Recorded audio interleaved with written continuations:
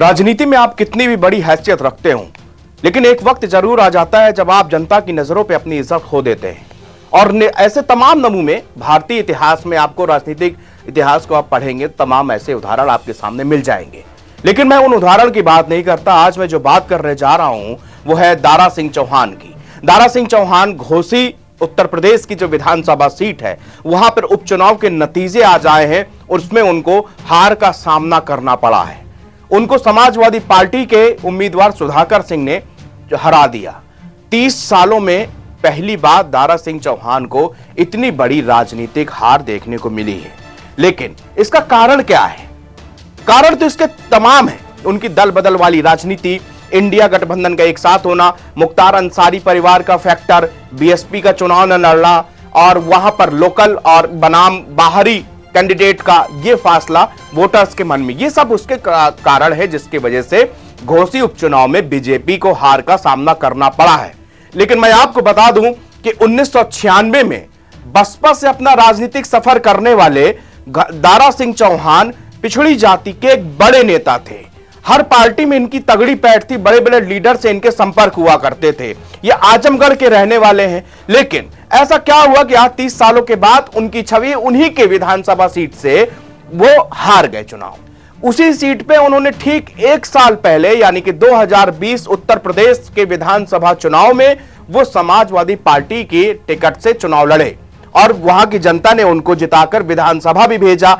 लेकिन 1 साल बाद चुनाव होता है, उपचुनाव, और वो वहां पर समाजवादी पार्टी के कैंडिडेट से चुनाव हार जाते हैं। इसका सबसे बड़ा कारण है उनकी महत्वाकांक्षा, उनकी राजनीतिक महत्वाकांक्षा। वो कहते हैं कि उत्तर प्रदेश का सियासी जो मौसम है वो भांपने में दारा सिंह चौहान सबसे अव्वल दर्जे के नेता हैं। 1996 में उनका सफर बसपा से शुरू हुआ। उसके बाद 4 साल बाद उनका कार्य, जैसे ही राज्यसभा सांसदी का कार्य पूरा होना था, सन 2000 की बात है, वो राज्यसभा सदस्य बन गए समाजवादी पार्टी से। अब फिर उनको लगा कि 2007 में जब पूरे उत्तर प्रदेश में और बहन जी यानी कि मायावती की लहर थी, तब उन्होंने 2007 में बसपा का दामन थाम लिया। मतलब 1996 में बीएसपी से सफर करने वाले, अपना राजनीतिक करियर शुरू करने वाले दारा सिंह चौहान ने समाजवादी पार्टी में आए, राज्यसभा सांसद बने 2007 में। फिर उन्होंने देखा कि उत्तर प्रदेश में जो है सरकार मायावती जी की बन सकती है और वो उन्होंने 2007 में बीएसपी ज्वाइन कर ली। 2009 में लोकसभा चुनाव भी लड़े और जीते भी। 9 जीतने के बाद आया 14 में वो फिर से वो बीएसपी के टिकट से चुनाव लड़े, लेकिन मोदी लहर में वो कामयाब नहीं हो पाए और वो चुनाव हार गए। लेकिन हारने के बाद उन्होंने अपनी सियासी जो उनकी इमेजिनेशन थी कि उन्होंने कैसे सत्ता में बरकरार रहा जा सकता है, वो 2015 में वापस से बीजेपी ज्वाइन कर लेते हैं। अच्छा, बड़े बड़े नेताओं से ताल्लुक था, पिछड़े नेता के तौर पर उनकी पहचान थी, तजुर्बा राजनीति का उनका लंबा था, तो हर पार्टी उनको हाथों हाथ भी लेती है। तो बीजेपी ने उनको जो है पार्टी ज्वाइन करा दी। 2017 में उत्तर प्रदेश में विधानसभा चुनाव होने थे, वो उनको टिकट दिया गया, वो चुनाव जीतते हैं, फिर उनको मंत्री भी बनाए गए। मंत्री बनाने के बाद 2022 में अब यहां पर आके उनका ईमान फिर डगमगाया। फिर उनको लगा कि इस बार लगता है योगी आदित्यनाथ की सरकार यानी कि बीजेपी की सरकार वापस आ नहीं पाएगी। 2022 में वो सरकार छोड़ के जाते हैं समाजवादी पार्टी में और वहां से वो विधायक बन जाते हैं।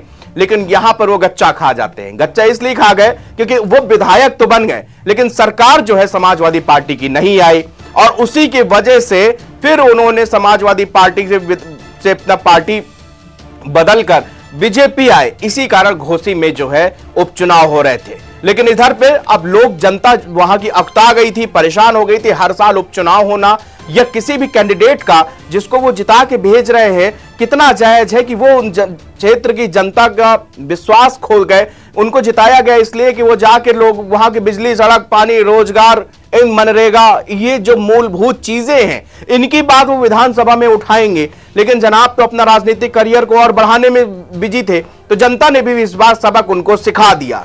तो ये है बीजेपी के अभी मौजूदा, मैं हो सकता है कि आगे अब समाजवादी पार्टी की बयार चले तो वो उनके पाले में आ जाए।